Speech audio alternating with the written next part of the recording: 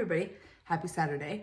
I am not in my car today, but I figured I would bring you along while I wax my face. I have PCOS. I get hair in places that women should not get hair, and I choose to wax. I still sometimes go between waxing and shaving, but waxing I find to be so much easier. Obviously more painful, but it's easier because it takes a lot longer for it to grow back. And I am going home next weekend, and I'm at the point now, let me show you guys, where it's time for me to wax again. So I thought I would bring you along. I'm currently eating some eggs with onion powder, pepper, a little bit of whole milk and salt, and a little bit of feta while I'm waiting for my wax pot to melt my hard wax. I choose to use hard wax. It's just better for your skin overall, and I've had good success with it. I've been waxing my face for probably on and off for like a year or so now, and I am in no way, shape, or form a professional. That's why I use this shirt, because I drip it everywhere, which, sorry husband, I didn't mean to ruin one of his shirts, but because I always get it places. So in no way, shape, or form am I a professional, so please do your own research. But I got this wax pot off of Amazon, and then this is the wax brand that I use, GG Hard Wax Beads, fused with nourishing aloe and essential oils, ideal for sensitive skin. I got this at Sally's Beauty Supply, but I did just order a new bag 2 days ago off of Amazon, the same exact one that will be here tomorrow. So that's what I'm doing. I'm gonna wait for this to melt and then cool while I finish my eggs. I am watching a little vlog right now of someone who I met through my comments. This is Matey Does What She Wants, and right now I'm watching her. I ate the AHA's daily recommended serving of vegetables for a week. So I'm gonna enjoy this video, eat my eggs, and then we'll get to waxing. Okay, we're back. I ate most of my eggs.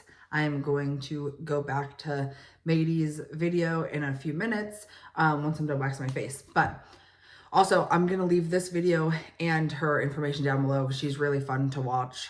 She's very funny. She's kind of going towards the same thing I am. Weight loss, wanting to have a baby soon. And yeah, she's very relatable. So check her out.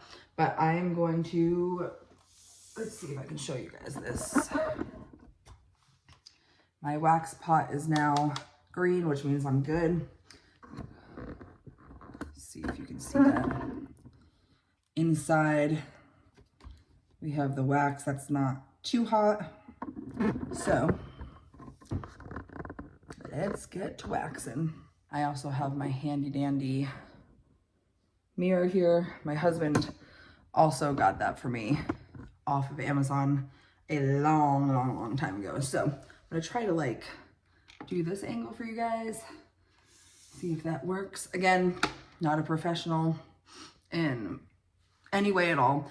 All I know is that you're supposed to look at the direction of your hair growth, apply the wax in that same direction, wait a few seconds, wait till it's hard, and then hold your skin taut and then rip in the opposite direction. We're gonna start with this patch right here. Unfortunately for me, with all of my years of shaving, I always shaved in multiple different directions. So my hair grows in 1,000 different directions. Okay, so it's already hardened, not too tacky. So I'm gonna hold down, rip up, and then I always breathe out as I do it. Let's see if you can see that.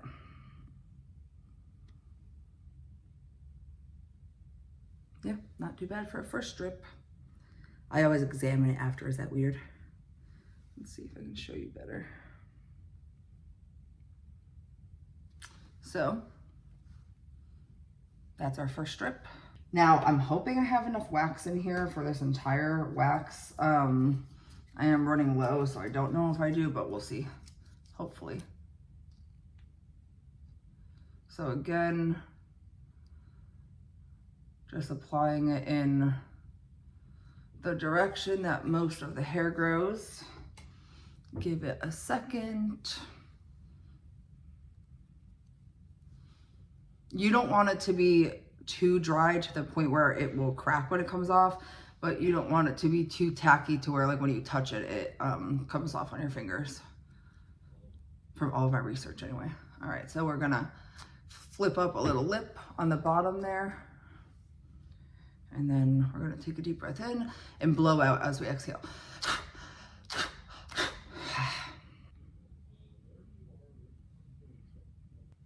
And also the more and more that you do it, the less and less it's hard for the hair to come out because they come back thinner actually.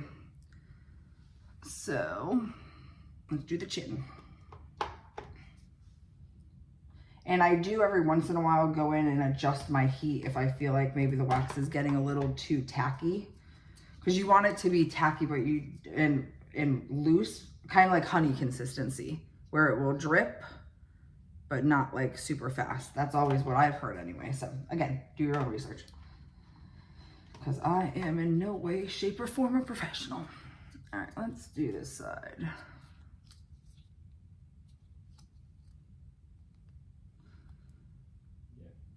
Okay. If there's any estheticians or waxers in the comments, please don't yell at me. I don't think I'm doing it correctly, but it works for me, so. Yeah, see how right there it's still a little bit too tacky? So we're gonna give it a few more seconds and then feel it again and see. So on average, I probably do this like every, I don't know, maybe 4 weeks, maybe a little more than 4 weeks. Oh, wow, that came off really clean. I'll have to turn the camera around afterwards to show you guys. Let me show you what we're looking like so far though. It does leave me a little red, but only for like a few seconds, not terribly. I am very lucky with what I do for work because I am a nanny. So I am super, super, super comfortable with the family I nanny for and with the little kids that I nanny for. So I am comfortable and confident enough to go out of the house when my face is growing out. I know not everybody is because facial hair on women in society has been made to be such a disgusting thing, which it's not. We all have hair. And if you are a woman and want to grow your hair out in certain places, you are allowed to. For me personally, it just helps my confidence when I am, not with a beard.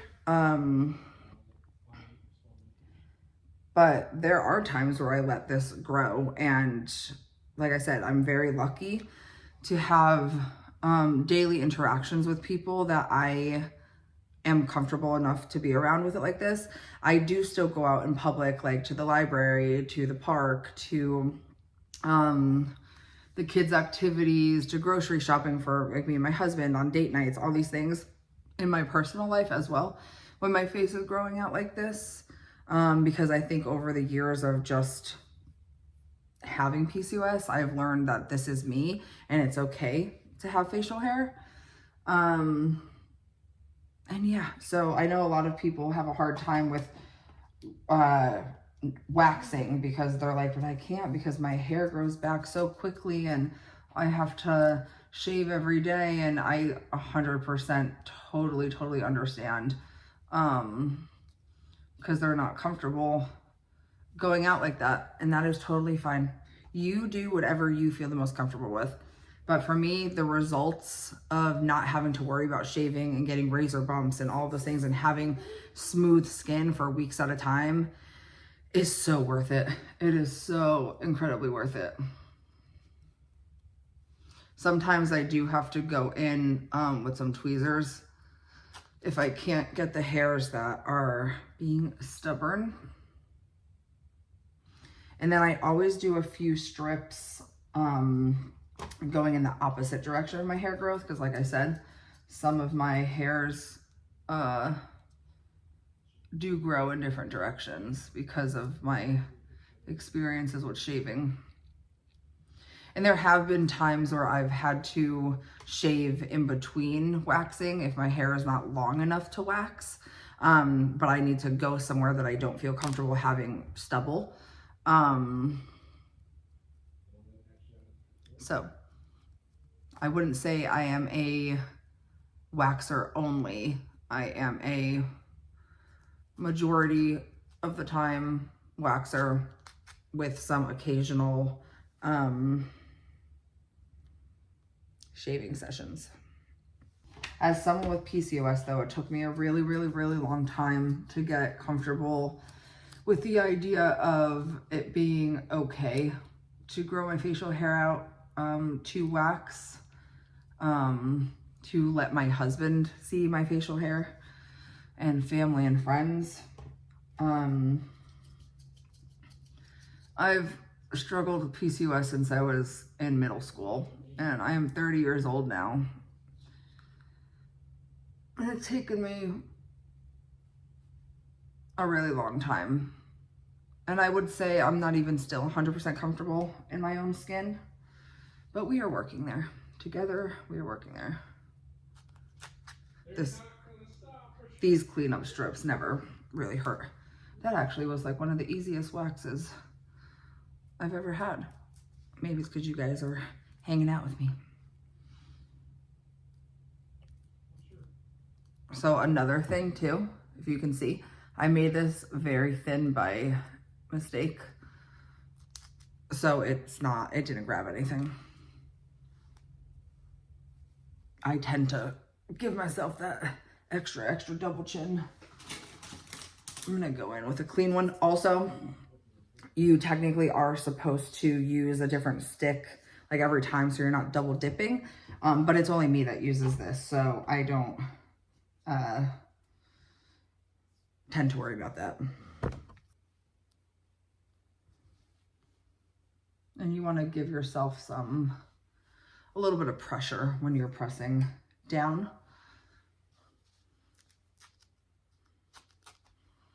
Yep.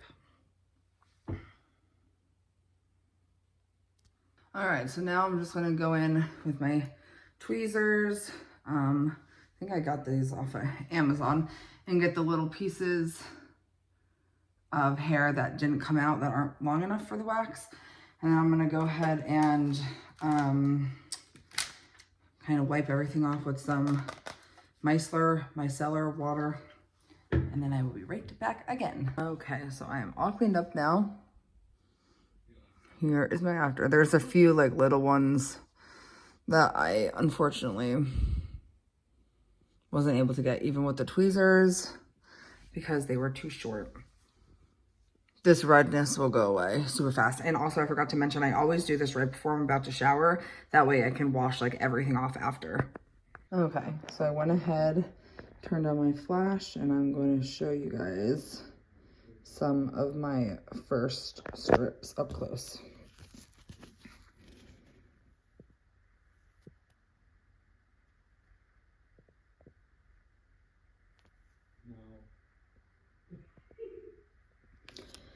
You can hear my husband in the background. He's playing a video game with our friend.